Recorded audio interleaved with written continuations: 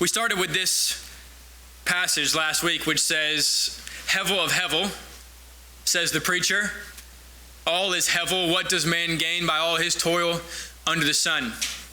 We talked about how this word has been translated in our modern versions normally by the word meaningless or even the word vanity, and how really that's an attempt to use an English word to describe what this word means, but really this is a picture word which doesn't really mean meaningless, and in fact everything is not meaningless. But this word hevel, which just means vapor or smoke or breath, means a couple of things. First, it means that all is temporary, like a breath or a vapor is temporary as it fades away from the moment it begins to exist, and that all is ungraspable or uncontrollable, that you cannot control it, you cannot reach out and mold it to your own ends, that as vapor or a cloud is in front of you and you think you can grab a hold of it and make it do what you'd like it to do, as soon as you reach out and grasp it, it goes through your fingers as if nothing was there. That life is like that. Life is not meaningless, but it is hevel. It is temporary, and it is uncontrollable, ungraspable, unable to be molded to our own desires. This is why Kohelet, the one who's speaking in Ecclesiastes, uses this phrase constantly, chasing after the wind, a phrase that we still use today, which comes from this book. The idea is trying to grab the wind, trying to grasp hold of the wind and make the wind do what you wanted it to do, as if you had any possible power to do this. Psalm 39, verse 5 and 6 says, "You have made my days but a few breaths. My lifetime is as nothing before you. Surely all mankind stands as a mere hevel, as a mere vapor." Chapter 144, "Man is like a breath. His days are like a passing shadow." There is, in fact, real meaning in life. Everything is not meaningless. In fact, for the Christian, for everyone, that we realize it, everything, quite literally, everything is incredibly meaningful. There is real meaning to be had in life, real joy, real beauty, real purpose in everything that we do that looks to and is grounded in God. In fact, there is not anything that is meaningless. A verse that we'll come back to, I'm sure, a lot, and a verse that I quote very often, one of my favorites, is 1 Corinthians 10:31, which says, "Whether you eat or drink or whatever you do it all to the glory of God." Listen, it doesn't say whether you preach or sing or whether you pray or do Bible study. It uses very physical, very mundane, very earthly, very boring, we do it all day, every day things, whether you eat or drink. That even in our eating and drinking, we are meant to be glorifying God. Here's the point. Not even your eating and drinking is a thing that's non-spiritual. It's a thing that's not God-focused. For the Christian, everything is spiritual. And therefore, everything is meaningful. Very often we have this idea that we do our Christian thing, our spiritual thing on Sunday mornings, and maybe in the morning if we rise to pray. And then we go off into our normal life, right? Into the secular world, the normal world. But for the Christian, that is just going off into a different part of the spiritual life. Every moment for the Christian, every moment is a spiritual one.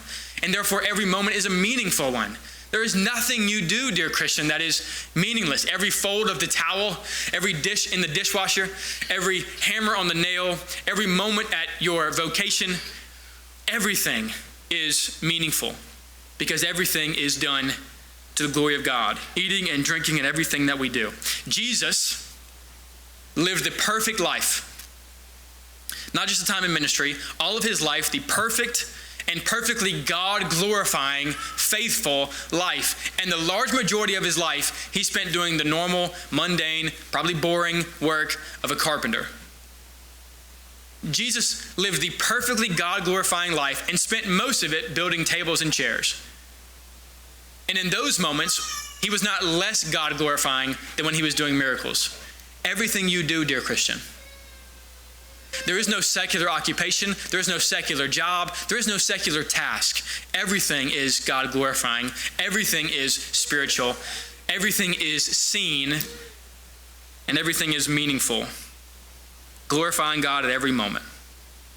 We're going to read the first section here of Ecclesiastes, chapter 1, verses 1 through 11, and it starts by saying the words of the preacher, which is the name Kohelet, is the one speaking here, which just means the gatherer or the assembler, the preacher, the one who preaches to an assembled people. So as we read these verses, I want you to imagine yourself gathering alongside the edges of the Israelite nation, the crowd that has gathered to hear the words of the Lord being spoken to them. Verse 1.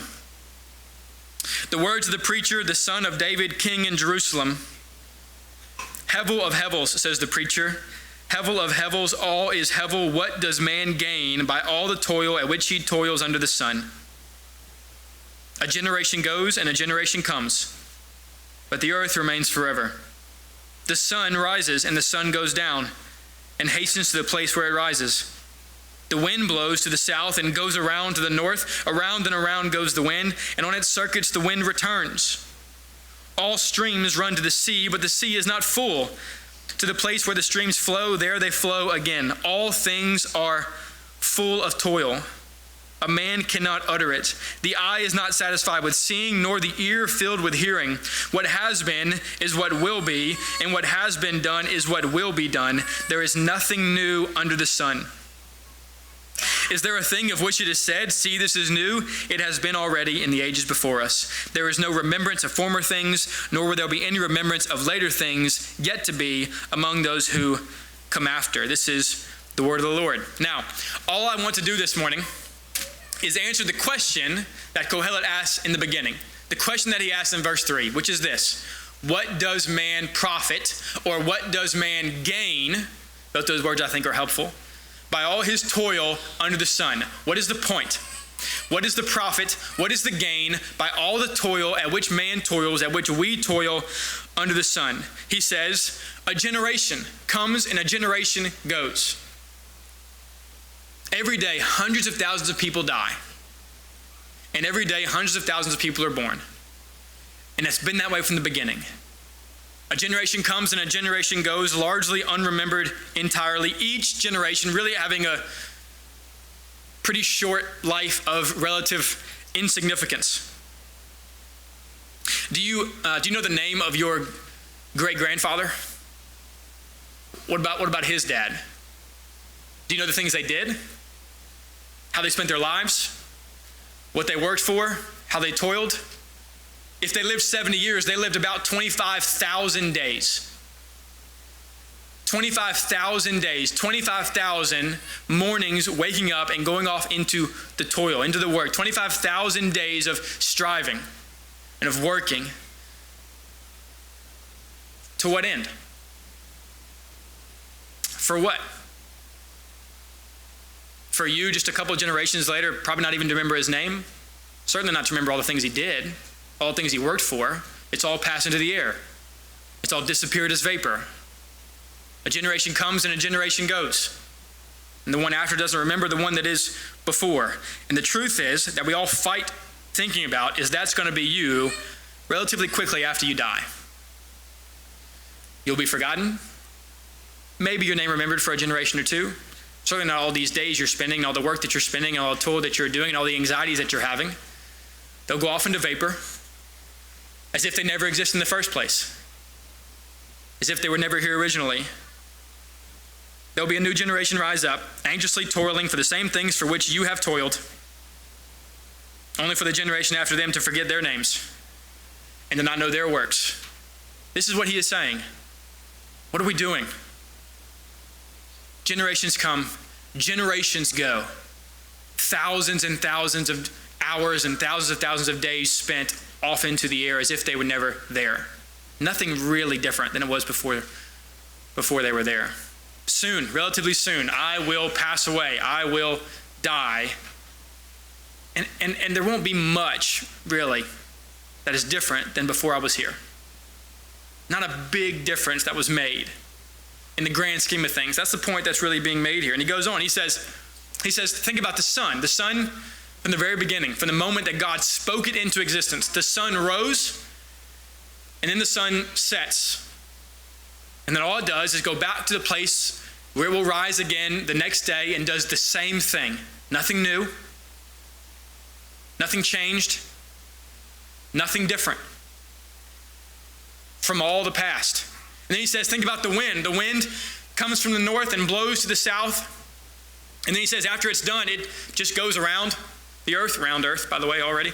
Goes around the earth, back to the north, so that they can just do it again the next day. Nothing new, nothing different, nothing changed. He says, think about the rivers. Since the very beginning, they have been flowing into the oceans, and yet the oceans haven't become full, and the rivers haven't run dry.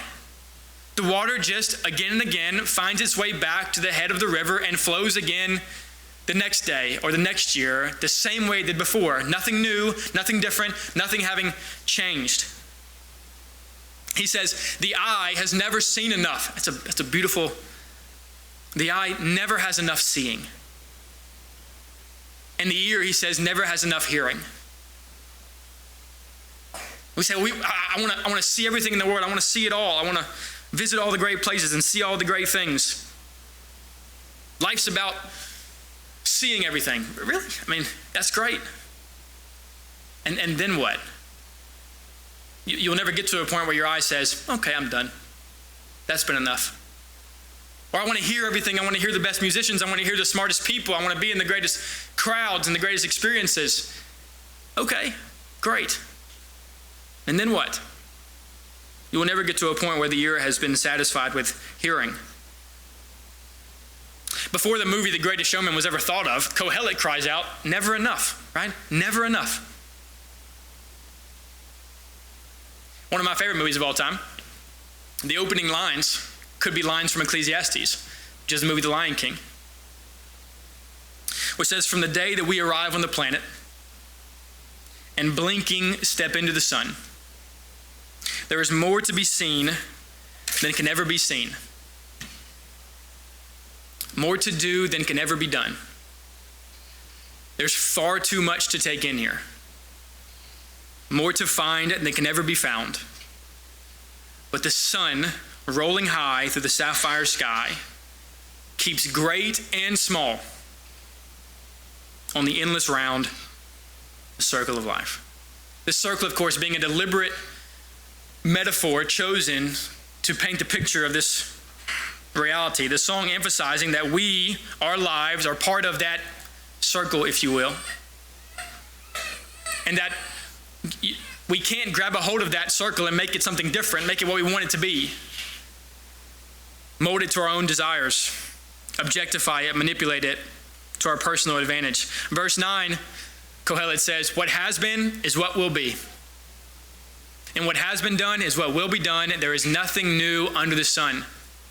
And then in verse 11, he says, there is no remembrance of former things, nor will there be any remembrance of later things yet to be among those who come after us. The breath of Renee will quickly fade. The human participants in the drama of creation from the very beginning, those who pass across that stage that creation produces, are relatively insignificant in this context.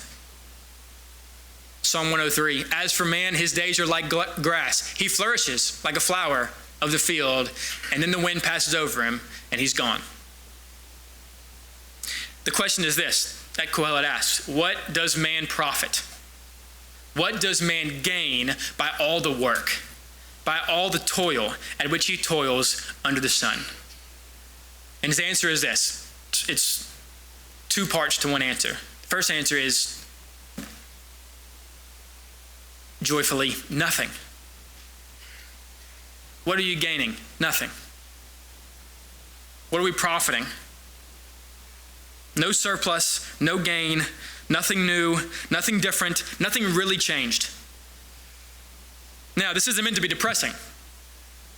It's actually meant by Kohelet to be liberating, which is part two of the answer. Part two of the answer is this. Your aim should not be profit, that you were not created for gain, for profit in the sense in which he's talking. Profit should not be your aim. If your goal, if your aim in life is profiting, you have missed the point. Now, I don't just mean financially. I do mean financially, but I'm not talking about just financially, but just in general. If your life is aimed at profit, if your life is aimed at gain, then Kohelet says you have missed the point. And here's the argument he's making. Profit isn't even the aim of the beautiful creation itself.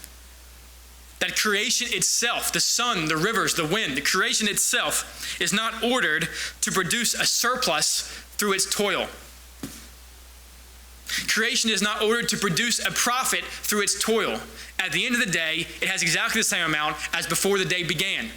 After all its toil for the day, the river finds itself back at the beginning. After all its toil for the day, the wind finds itself back at the north, the same place it was at the beginning of the day, having gained nothing, having profited nothing. Creation is not aimed at a surplus. Instead, what we have in creation is that it is absolutely content to go on with its tasks it has been gifted by God. So the sun returns again to the dawn joyfully, only to rise again. The water returns again to the river's head joyfully, only to flow again. The wind returns again to the north, only to go south again, to continue day after day joyfully in the work that he has been assigned by the Creator. God has said, today you will flow and you will do it again tomorrow.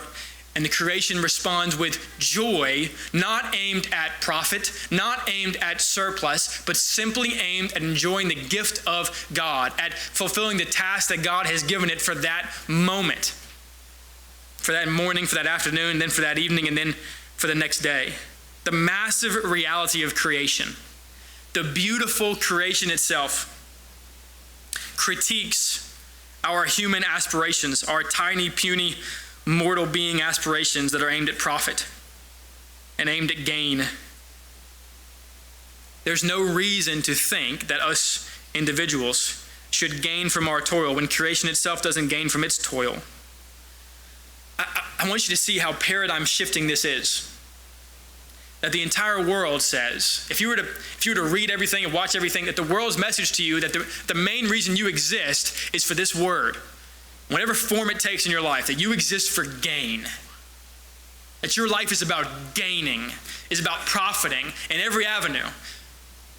And it's paradigm shifting in that the Bible comes and Kohelet comes and says, your aim should not be profiting, should not be gaining in that sense. Your aim should be like that of the massive, beautiful creation, which is aimed and contented in the gift of the Father.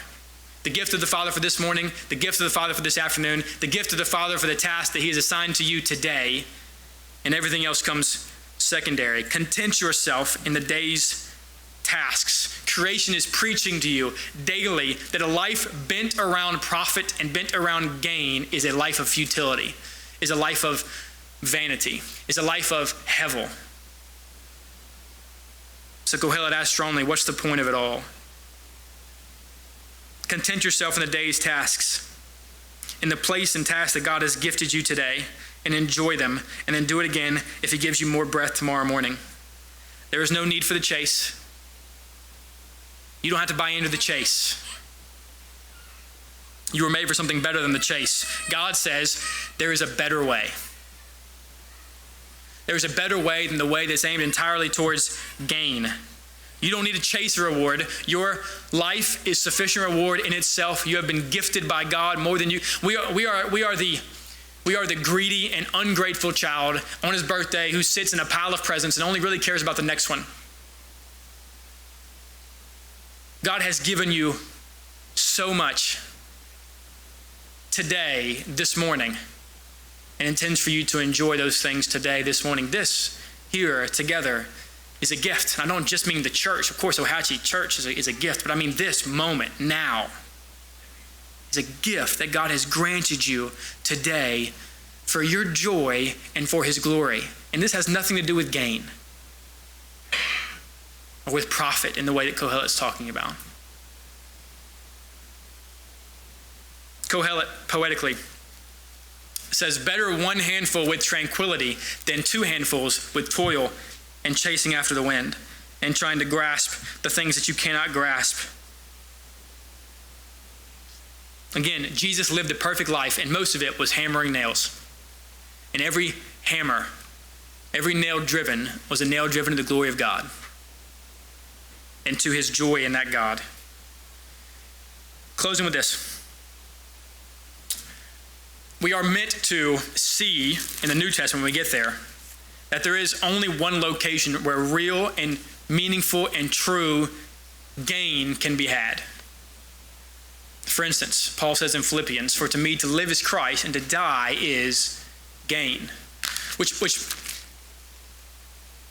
means a couple of things. It means that when we go to heaven, we will gain, right? There is absolutely gain to be had in heaven, but it also means that your death today in Christ is the only pathway for actual gain, for real gain. That you gain and move forward and profit by continually dying to self and living to Christ. That it is there and there alone. It is at Christ and Christ alone. It's at the cross and the cross alone that you will find real and actual meaningful gain, meaningful profit. And also, Kohelet says over and over, there is nothing new under the sun, right? There is nothing new under the sun. And we're told that he is making all things new. That there is a new coming, right? Christ says, I am creating something that is new, and you are on your way every second of your life to it. You are closer right now at this moment than you were this morning to glory, to heaven, to the new thing. According to his promise, we are waiting for new heavens and a new earth in which righteousness dwells. But Kohelet is not writing primarily about heaven, doesn't really know those things yet. He keeps saying under the sun, meaning while we're here on earth, while we are here under this sun. And to that, 2 Corinthians 5:17, if anyone is in Christ, he is indeed a new creation. There's only one pathway to being a new person, and that is in Christ. Everything else is superficial. No real change outside of Christ. New only occurs truly and meaningfully in Christ. The old has passed away. Behold, the new is come. Galatians 6, last verse. Neither circumcision nor uncircumcision counts for anything. Here's what counts for everything. A new creation. God has indeed made all of you that are his new already. And he intends for all of you that are not his to be new and be made new by him. Here's the final conclusion. Every second of the day, the world is out there driving as fast as they can, running as fast as they can, toiling, anxiously striving as fast as they can to try to find the gain of which they are looking, to try to find the new thing that is out there. And the message is,